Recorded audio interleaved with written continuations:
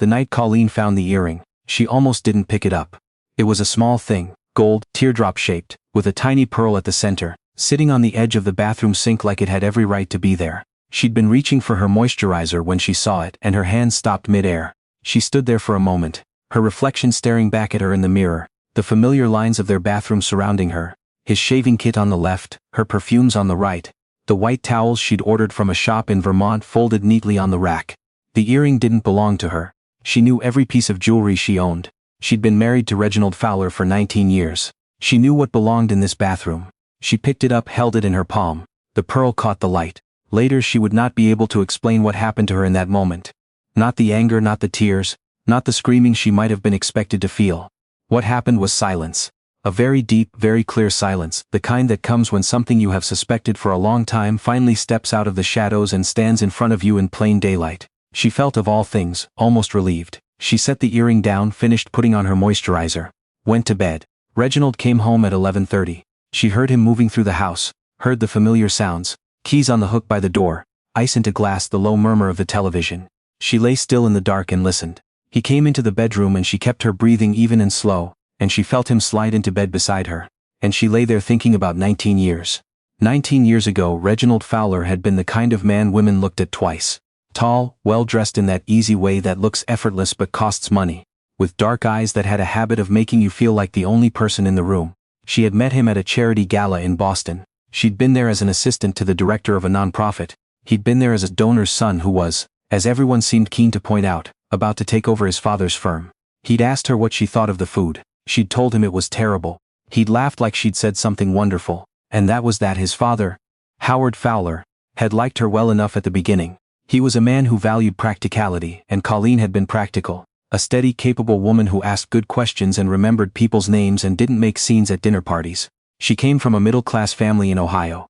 She had no particular wealth, no significant connections, no pedigree. What she had was good judgment, a work ethic that bordered on relentless, and a genuine love for the complicated, mercurial man she had married. What she hadn't understood then at 28 was that to Howard Fowler, good enough for now and good enough forever were not the same thing. The early years were good. She told herself that and believed it because it was true.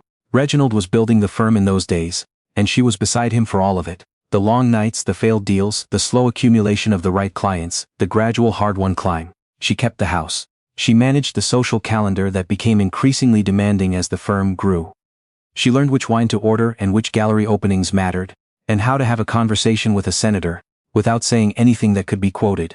She did it all without being asked, because she understood that a man building something needed a home that worked, and she had built them one. They had 2 children. A son, Marcus, who was 17 now and spent most of his time playing guitar in his room, and a daughter, Iris, 14, with Reginald's dark eyes, and increasingly his habit of not telling you things until they became problems. Colleen adored them in the way that is almost frightening in its depth, the way that makes you wonder who you were before. The firm grew, the house grew, the distance grew. She had noticed it the way you notice the season changing. Not all at once but in accumulations. The dinners he stopped coming home for. The weekends that became business trips. The way he would look at his phone during conversations, not even trying to hide it anymore. Just openly scrolling while she talked. She had chalked it up to stress, to success, to the particular loneliness that comes when someone you love is also someone who is becoming, slowly, a stranger. His mother, Beverly Fowler, had called her 3 months ago. Beverly was 71, sharp-tongued and unsentimental, and she had never been effusive with Colleen, but she had never been unkind. They had a relationship built on mutual respect and careful distance, like 2 countries that share a border and have agreed not to start a war. I want you to know, Beverly had said without preamble, that whatever is happening in that house is not something I am willing to pretend I don't see. Colleen had been quiet for a moment. I'm not sure what you mean. Yes, you are. A pause. I raised that boy. I know what he's capable of and I know what he forgets he's capable of. You have been a good wife, Colleen. Better than he deserves right now. I want you to know I see that.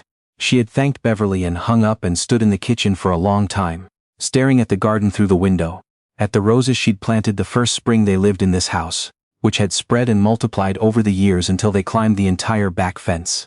She had thought, I know, and I've been waiting to know for certain, because once you know for certain, everything changes. The earring was certain. She spent the next week being very quiet, not coldly quiet, not martyr quiet, just quiet, deliberate. She paid attention to everything. The way he checked his phone under the table at dinner. The way he'd started going to the gym on Sunday mornings, which he had not done in 6 years. The way he said her name slightly differently now. With a tiny, almost imperceptible hesitation, like a man who is sometimes thinking of a different name. She paid attention and she made a decision. And she did not tell anyone about it. Her best friend Dana had been urging her for months to say something, do something. You can't just sit there, Colleen. Dana was the kind of person who resolved things loudly and immediately, and could not understand why anyone would do otherwise. Colleen loved her for it and also knew that this was not Dana's situation to resolve. She told Dana she was fine. She told her she was thinking. What she was actually doing was planning. She was 51 years old. She had no formal job. She had stepped back from her career in nonprofit management when Marcus was born, and had never fully stepped back in. Because the life of the firm had required too much of her time, too much of her organizational intelligence, too much of her energy. She had given all of it freely. What she had not done in all those years was give it without keeping track. She had kept records of everything, not for any reason she could have articulated at the time.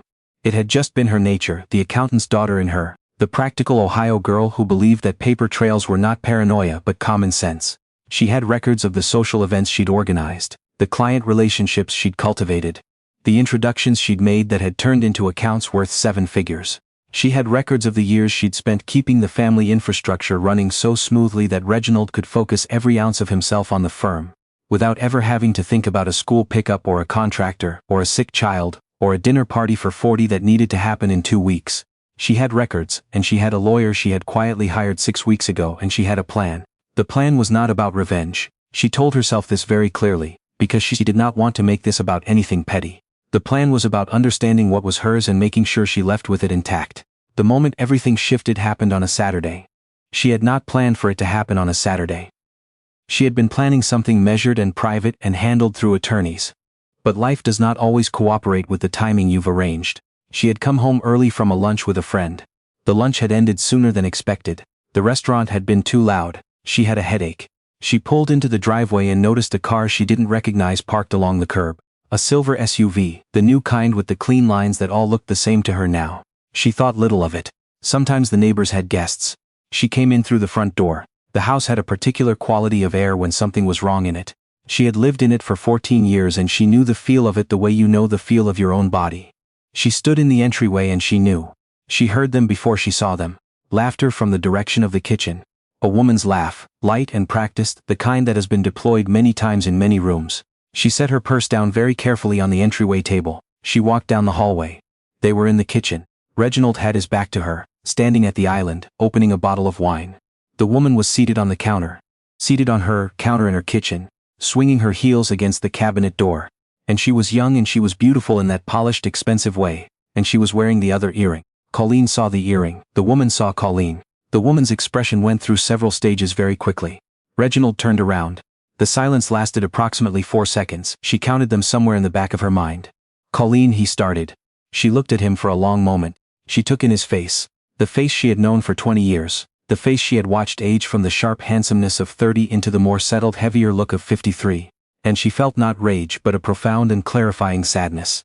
The kind of sadness that comes when something is over and you have finally allowed yourself to know it. Please ask your guest to leave, she said. Her voice was level. She had not known it would be level, but it was.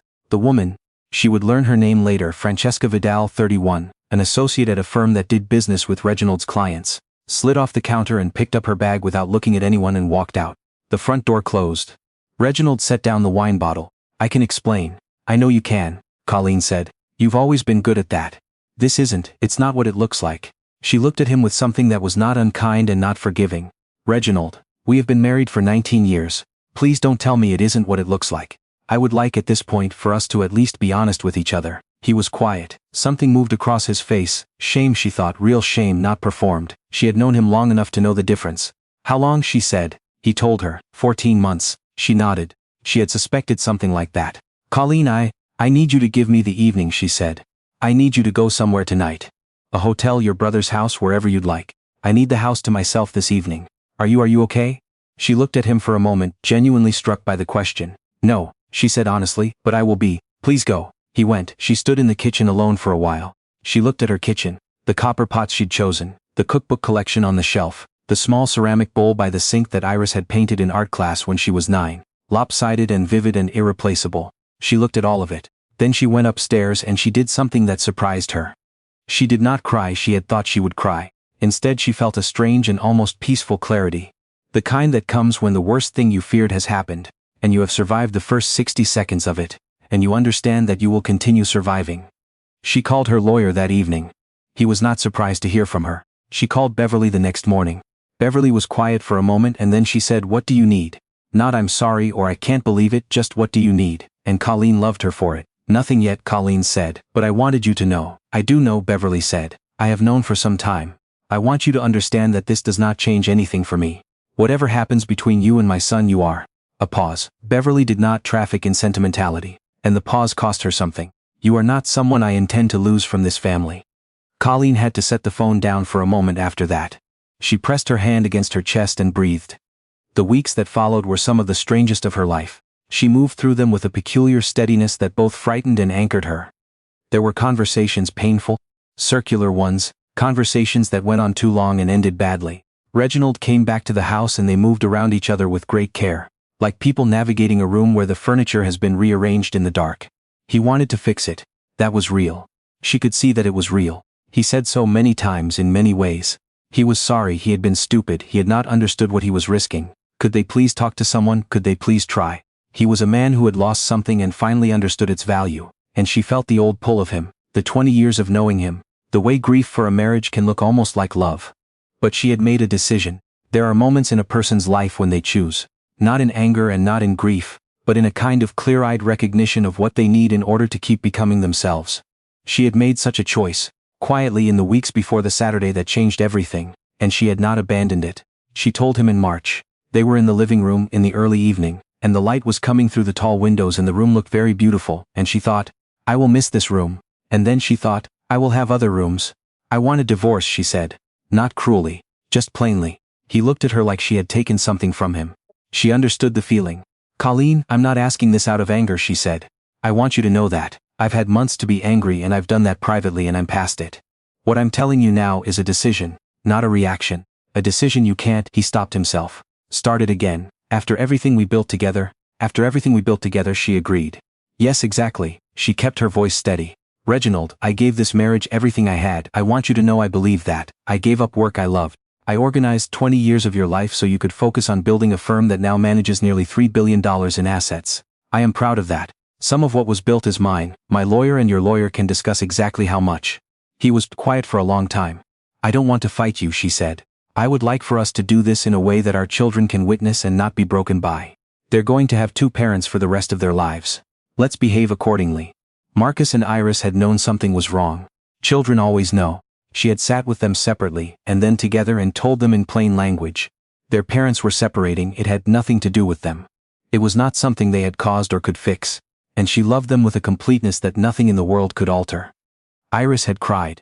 Marcus had been very quiet, and then had gone to his room and played his guitar for 3 hours. Which was his way of processing things she couldn't reach. And she had sat outside his door for a while and listened. Beverly came to see her in April. She arrived with 2 coffees from the place on the corner and sat at the kitchen table and told Colleen what she had decided to do.